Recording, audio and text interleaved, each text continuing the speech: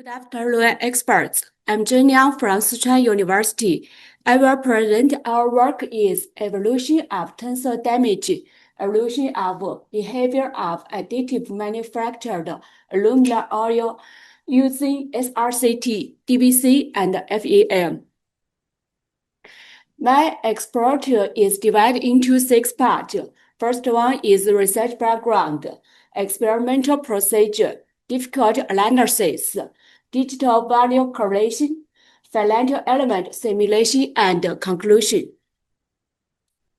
And additively manufacturing represents a green technology. As shown here, it primarily divides into powder bed fusion and direct energy deposition, each with distinct characteristics.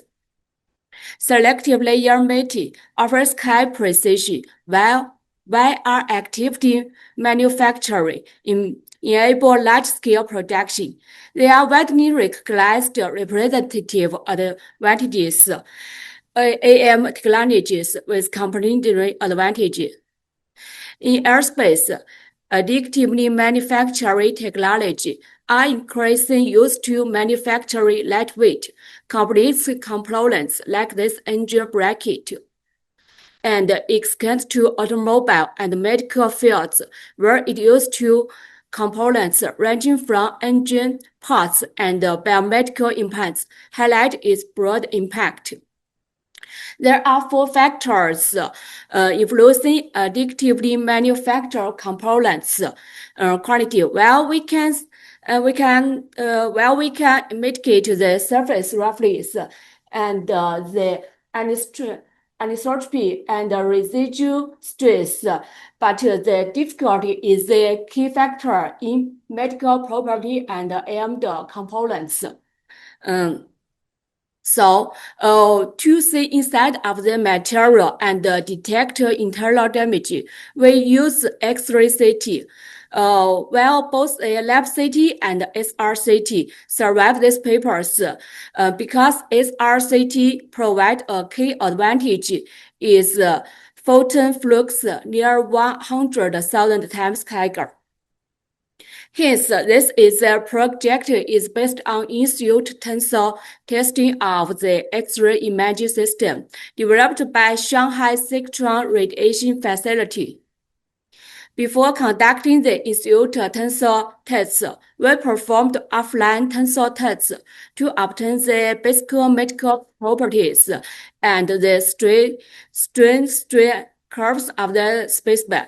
This result we can survive as a reference for the subsequent in-situ tests, which we can carry out using an uninterrupted method combined with X-ray imaging.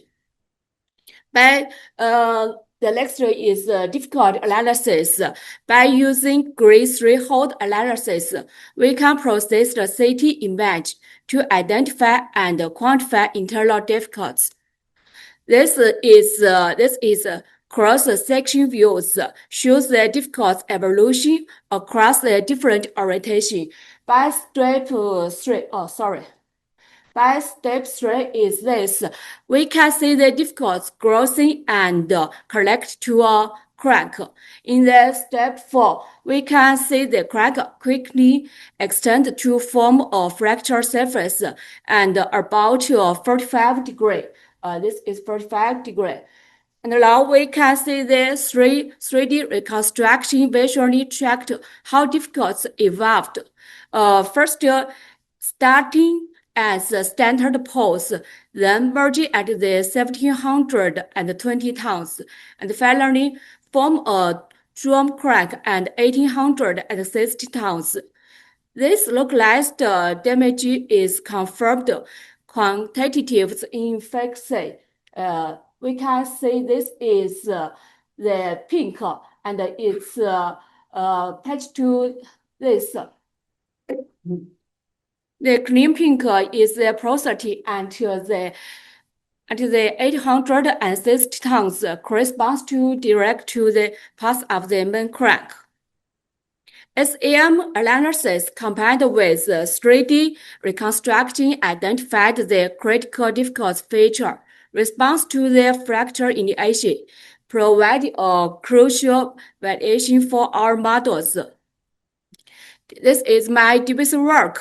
The division work by tracking grayscale pattern evolution between subsequent anchored city volumes, enabling for 3D displacement field and strain field calculation. This is a flowchart to illustrate the step-by-step workflow of the DVC.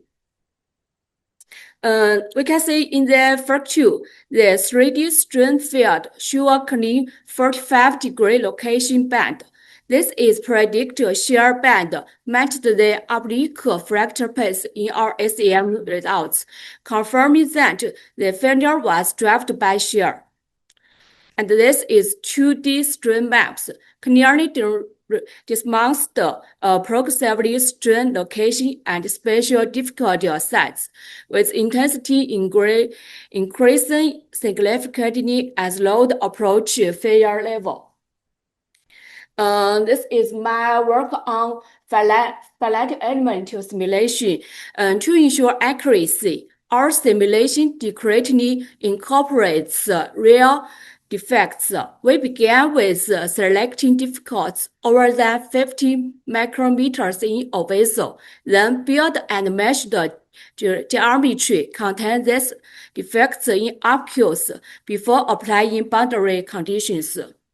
This is the second step simulation model, which provides a detailed finite element model of the actual defects. And this is the three model. Dominant crack has been formed.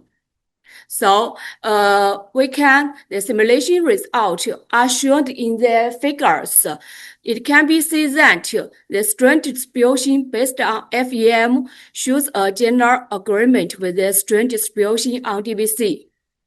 And this is the 2D strain simulation reveals strain concentrate around the defects. So we can draw some conclusion based on our research combined with the SRCT imaging, digital volume correlation, and finite model. We can conclude that the failure process of 3D printed ALNE is primarily controlled by the evolution of internal defects. Our results clearly show that the material damage developed through the growth and collecting of this microscope pores, ultimately leading to the crack formation. Most importantly, we have established a reliable simulation framework that actually predicted the damage progression.